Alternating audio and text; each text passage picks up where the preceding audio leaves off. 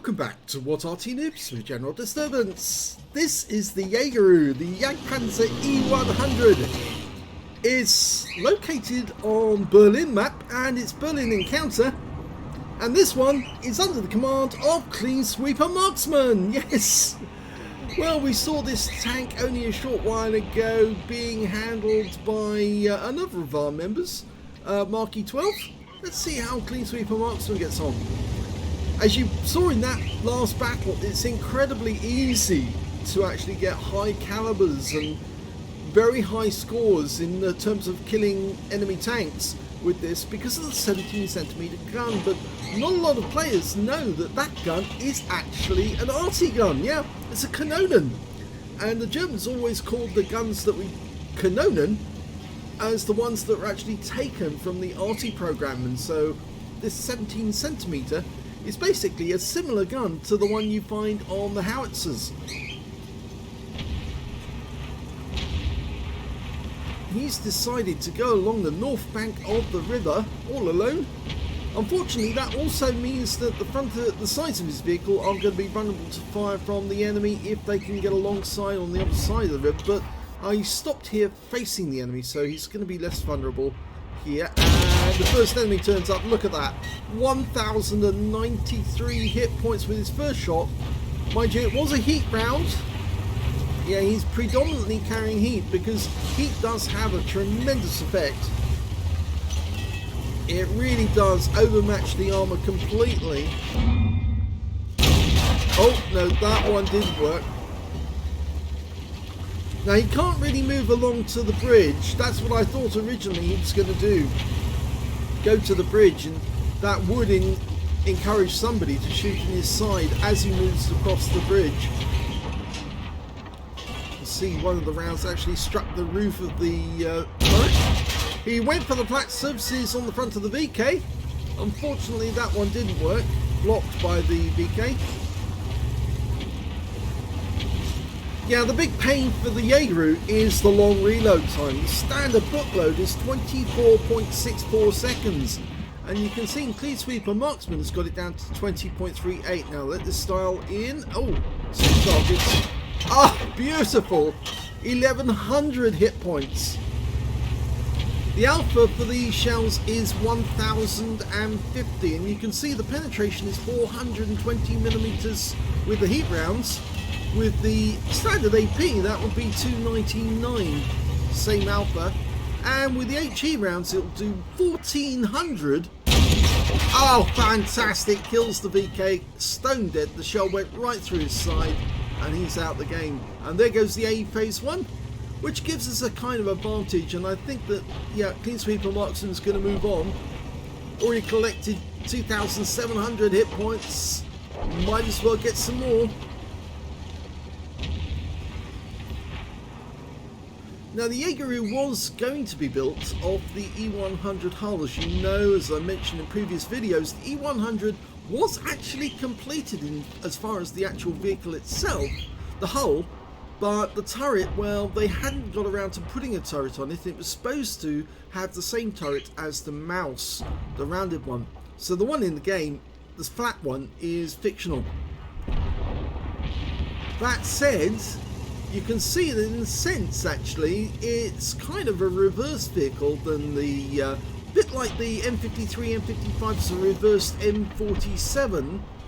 The Jaegeru has got the engine up front and the crew compartment and the gun at the rear of the vehicle.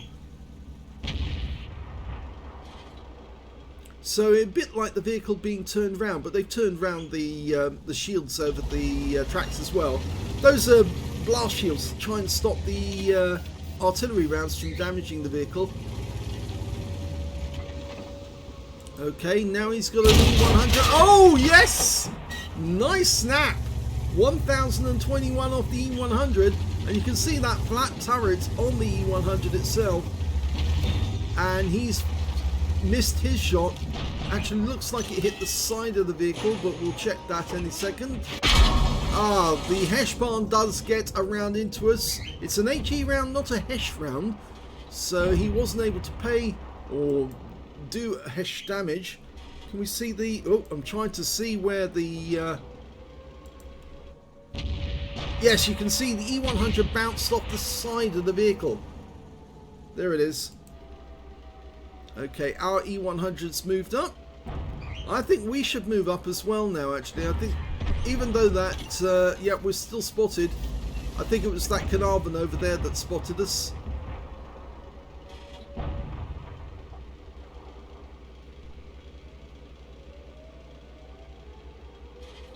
Yep, we could move up now. There's no opposition directly ahead of us on this bridge. And there is somebody in the cap area. But remember, it's an encounter. They've got two in the cap, apparently. But seeing as it's an encounter game, it does take twice as long. So we've no worries there.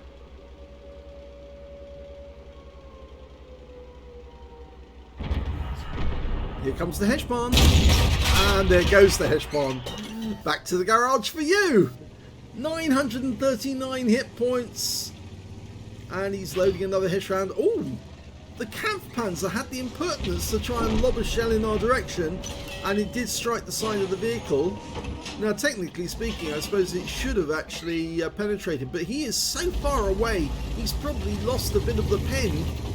The Jagdpanzer is actually in the bunker, in the cap circle. Yeah, I think he lost the pin. Okay, there's 5 enemies left. Our teammates are now starting to make their way down to the cap circle. We've got a Jagdtiger down there on the enemy team. We can't see where they're... Oh, the Foch B is in the cap as well. Okay, so we know where the Foch B is now. We're going to have to go out and around this. Yeah, unfortunate.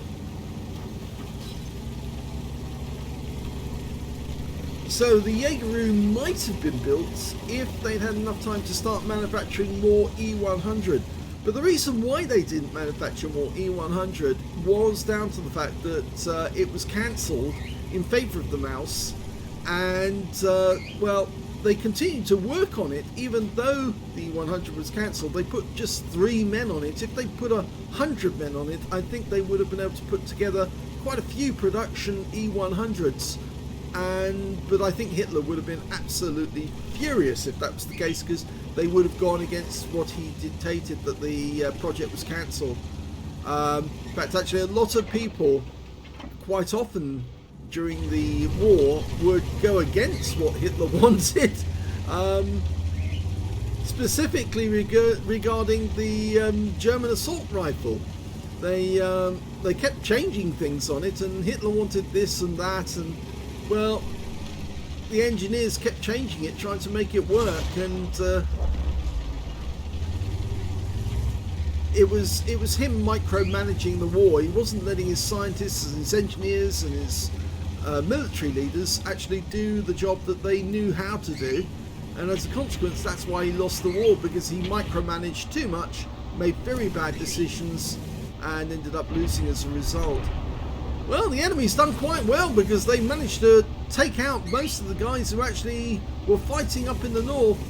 We didn't get to the cap area close quickly enough, and now we've just got our E100 on the top end. There's the Foch. Our round can't go through the Foch. He aimed for the strong bit. He should have gone for the vision port on top of the vehicle. We take 1 round from the Foch. We've lost the E100. This is not looking good now. They're chasing us around, so he's going to have to make a stand here.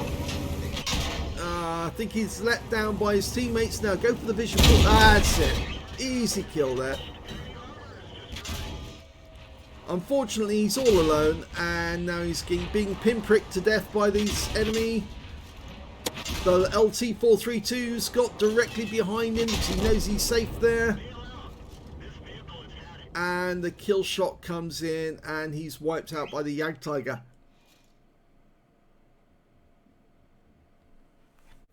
Here's the end of battle stats, and that was the second class tank of a clean sweeper marksman in the Jagdpanzer E100.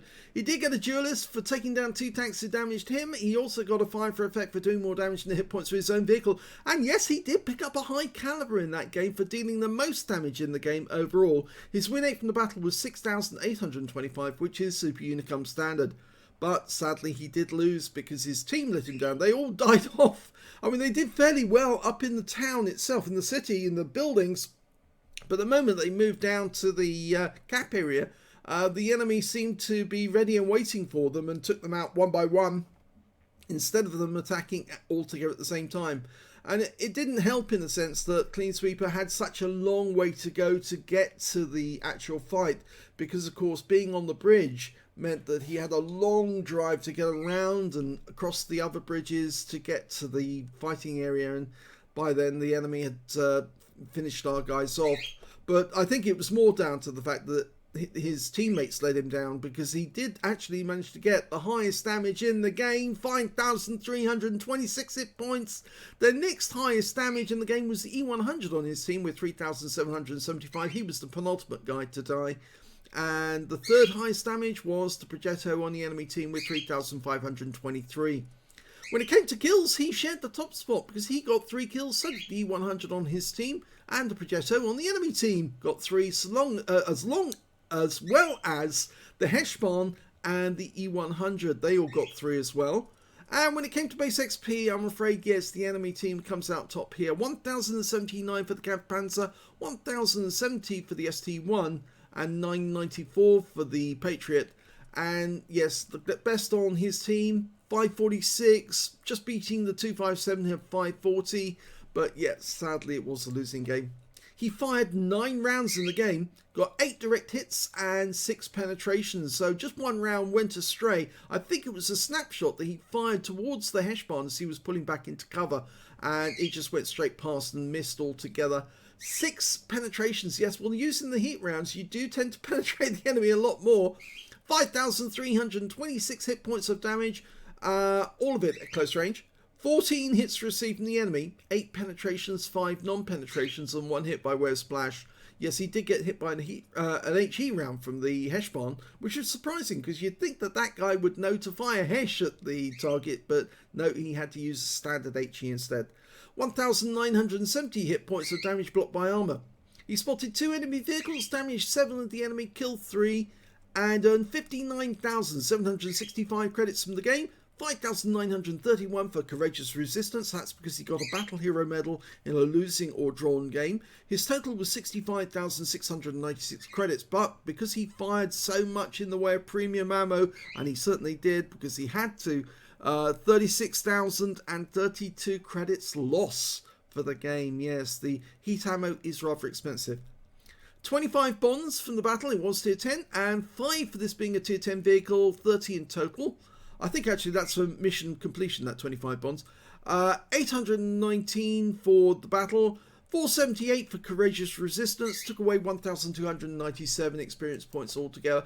At least it was a high caliber. It shows that the E100 wasn't at fault in terms of clean sweep or marksman shooting. He was getting shots on target. The only miss shot that he really mucked up was that shot on the Foch, I think, more than anything, because he wanted to, I think he did want to shoot for the weak spot, but because his teammate, the other E100, was kind of in the way, he didn't want to accidentally shoot his teammate, so he aimed for the other flat part of the front of a Foch, and that's not a weak spot, that's actually a strong point. So yeah, the shell just wouldn't penetrate because it just couldn't get through the armor, even with the really good pen of the heat rounds.